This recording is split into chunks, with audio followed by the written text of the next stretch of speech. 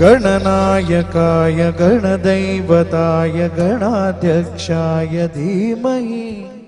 गुणशरीराय गुणवन्दिताय गुणेशानाय धीमहि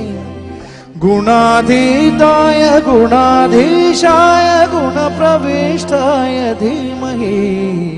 एकदन्ताय वक्रतुण्डाय गौरीतनयाय धीमहि